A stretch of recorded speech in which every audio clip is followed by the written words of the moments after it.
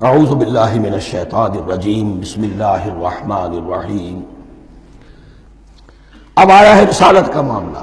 وَإِن كُنتُمْ فِي رَيْبٍ مِّمَّا نَزَّلْنَا عَلَىٰ عَبْدِنَا، اگر تمہیں رسالت محمدی پر شک ہے صلی اللہ علیہ وسلم، اس کے کیا معنی ہے؟ کہ تمہیں اس قرآن کے بارے میں شک ہے جو ہم نے اپنے بندے پر نازل کیا ہے۔ اگر ہے شک فی الواقع، وَإِن كُنتُمْ فِي رَيْبٍ، اگر تمہیں واقعاً شک ہے مما نزلنا علی عبدنا، اس پر جو ہم نے اپنے بندے پر نازل فرمایا ہے، فاتو بسورۃ من مثلہ، تو لے آؤ اس جیسی ایک ہی صورت۔ یہ ہم کل پوری تفصیل سے دیکھ چکے ہیں کہ برسبیل تنزل یہاں پہنچے ہیں۔ پہلے دو آیتیں میں نے آپ کو سنائی تھی، اس میں پورے قرآن کی مثال لانے کا چیلنج کیا گیا۔ پھر ایک آیت سنائی جس میں 10 صورتیں ہی لے آؤ۔ اب آخری درجے میں ایک صورت ہی بنا لا، اور ایک صورت تو سورۃ العصر کے مساوی بھی ہو سکتی تھی، سورۃ الکوثر کے مساوی بھی ہو سکتی تھی۔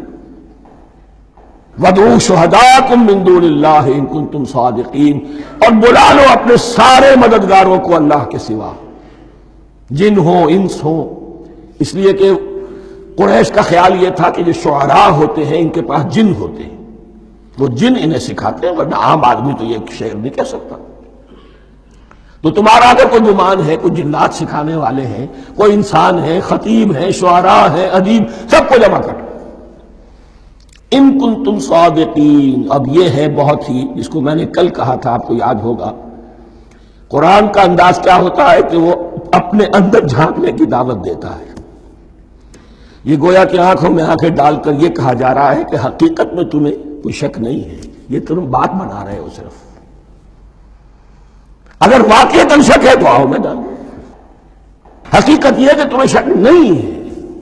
اگر تم سچے ہو فاتو بسورۃ من مثلہ، تو اس جیسی ایک ہی صورت بنا لاؤ۔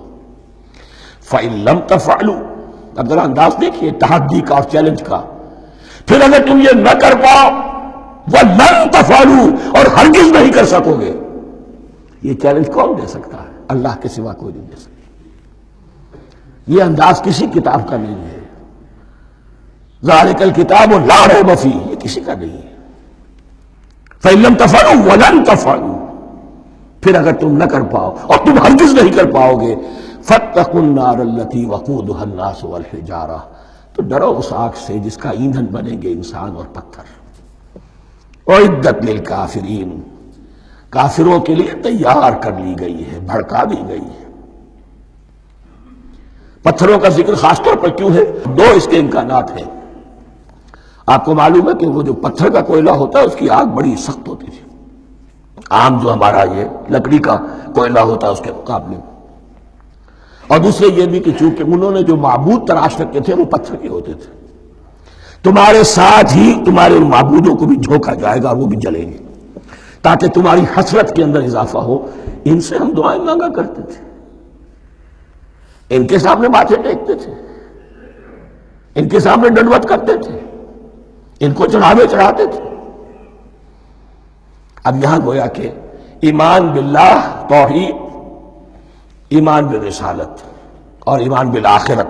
فَاتَّقُوا النَّارَ الَّتِي وَقُودُهَا النَّاسُ وَالْحِجَارَةُ أُعِدَّتْ لِلْكَافِرِينَ وَبَشِّرِ الَّذِينَ آمَنُوا وَعَمِلُوا الصَّالِحَاتِ، اور بشارت دے دیجئے اے نبی ان لوگوں کو کہ جو ایمان لائے اور جنہوں نے نیک عمل کیے، أَنَّ لَهُمْ جَنَّاتٍ تَجْرِي مِن تَحْتِهَا الْأَنْهَارُ، کہ ان کے لیے وہ باغات ہیں کہ جن کے دامن میں ندیاں بہتی ہوں گی۔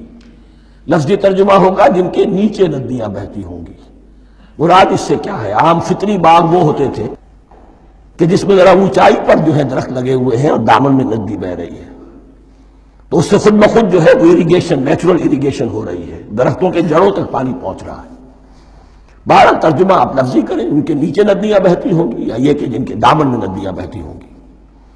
کلما رزقوا منها من ثمرۃ رزقا، جب بھی کبھی انہیں دیا جائے گا کوئی پھل رزق کے طور پر کھانے کے لیے جنت میں، قالوا هذا الذي رزقنا من قبل، وہ کہیں گے یہ تو وہی شے ہے جو ہمیں پہلے بھی ملتی تھی۔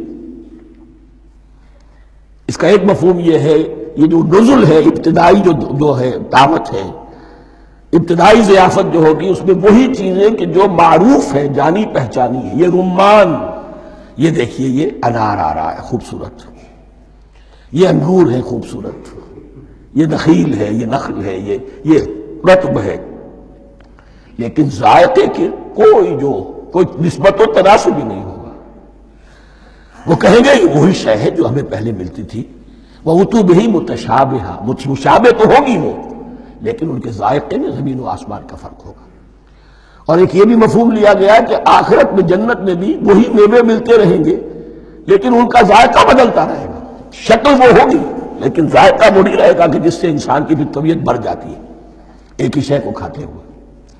وَلَهُمْ فِيهَا أَزْوَاجٌ مُطَهَّرَةٌ، اور ان کے لیے ہوں گے اس میں بہت ہی پاک باز، نہایت پاک کی ہوئی بیویاں ہوں گی۔ ازواج مطہرۃ وہم فیہا خالدون، اور اس میں رہیں گے ہمیشہ ہمیش۔ یہ تو تین جو اصول ہیں دین کے دعوت ایمان، توحید اور رسالت اور معاد، ایمان باللہ، ایمان بالرسول، ایمان بالآخرہ۔